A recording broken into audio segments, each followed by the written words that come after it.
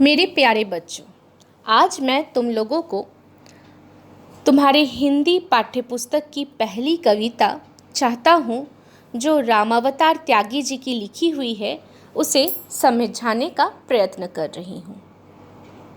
मन समर्पित, तन समर्पित और यह जीवन समर्पित, चाहता हूँ देश की धरती तुझे कुछ और भी दूँ।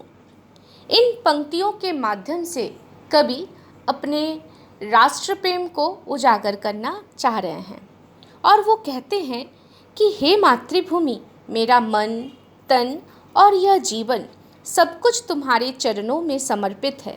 फिर भी मैं संतुष्ट नहीं हूँ और मैं तुम्हें और भी कुछ देना चाहता हूँ। माँ, तुम्हारा ऋण बहुत है, मैं अकिंचन, किंतु इतना कर रहा फिर भी निवेदन। थाल में लाऊं सजाकर भाल जब भी, कर दया स्वीकार लेना यह समर्पण। कवि कहते हैं कि हे मातृभूमि, हम पर आपका बहुत ऋण है और मैं ठहरा एक निर्धन सा व्यक्ति। ऋण यानी उधार और अकिंचन यानी निर्धन।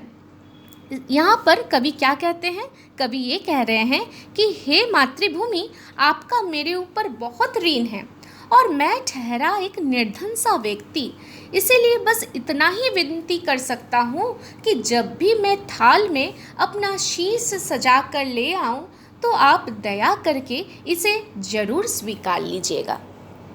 मान अर्पित, प्राण अर्पित, रक्त का कण कण समर्पित, चाहता हूँ देश की धरती तुझे कुछ और भी दूँ। कवि कहते हैं कि मैं अपनी मान, मर्यादा, प्राण और रक्त की एक एक बूंद मातृभूमि के चरणों में अर्पित कर देना चाहता हूँ, पर इतने पर भी वो संतुष्ट नहीं हैं और वे मातृभूमि को कुछ और भी अर्पित करना चाहते हैं। मांझ दो तलवार को, लगाओ न देरी, बांध दो कसकर कमर पर ढाल मेरी। भाल पर मल दो चरण की धूल थोड़ी, शीश पर आशीष की छाया घनेरी। कवि मातृभूमि की रक्षा के लिए बिल्कुल तैयार हो चुके हैं, इसलिए वे कहते हैं कि अब देर मत करो और तुरंत तलवार को धार बना दो और इसे मांझ दो। साथ ही मेरे कमर पर कसकर ढाल बांध दो और मेरे शीश पर, मेरे कपाल पर जो है वो चरण की धूल मल दो और अपने आशीर्वाद की घनी छाया रख दो ताकि मैं मातृभूमि की रक्षा कुशलता पूर्वक कर सकूं। आगे वे कहते हैं कि स्वप्न अर्पित, प्रश्न अर्पित, आयु का क्षण क्षण समर्पित, चाहता हूँ देश की धरती तुझे कुछ और भी दूँ। कभी अपने जीवन के स्वप्न, लक्ष्य, चुनौतियाँ, उम्र का हर क्षण सब कुछ देश को समर्पित करना चाहते हैं, परंतु तब भी वे संतुष्ट नहीं हैं। इसीलिए देश की धरती को कुछ और भी समर्पित करना चाहते हैं। तोड़ता हूँ मोह का बंधन, क्षमा दो, गाँव मेरे, द्वार घर आंगन क्षमा दो। आज सीधे हाथ में तलवार दे दो और बाएं हाथ में ध्वज को थमा दो।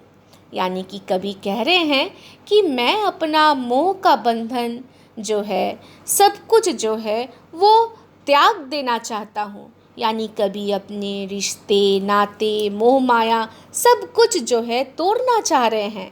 साथ ही घर द्वार, आंगन, गांव से क्षमा मांगते हुए वे अलग हो रहे हैं। वे सिर्फ दाएं हाथ में तलवार और बाएं हाथ में देश का झंडा थामना चाहते हैं। सुमन अर्पित, चमन अर्पित, नीर का तृण तृण समर्पित, चाहता हूँ देश की धरती तुझे कुछ और भी दूँ। सुमन यानी फूल, चमन यानी उपवन या बगीचा भी कह सकते हैं, नीर यानी घोंसला और तृण मतलब घास। इन पंक्तियों के माध्यम से कवि ये कहते हैं कि हे मातृभूमि, मैं अपने आसपास के वातावरण में निहित सारे फूल, उपवन, घोंसला का तिनका तिनका सब कुछ समर्पित कर देना चाहता हूँ, परंतु इस पर भी वे संतुष्ट नहीं हैं और वे कहते हैं कि मैं अपनी देश की धरती को कुछ और भी समर्पित करना चाहता हूँ। तो मेरे बच्चों, उपयुक्त कविता जो है उसमें रामावतार त्यागी जी हमें ये संदेश देना चाहते हैं कि हमारी मातृभूमि माँ के समान है। जिस प्रकार माता के ऋण से हम मुक्त नहीं हो सकते, उसी प्रकार मातृभूमि के ऋण से भी हम उससे मुक्त नहीं हो सकते हैं।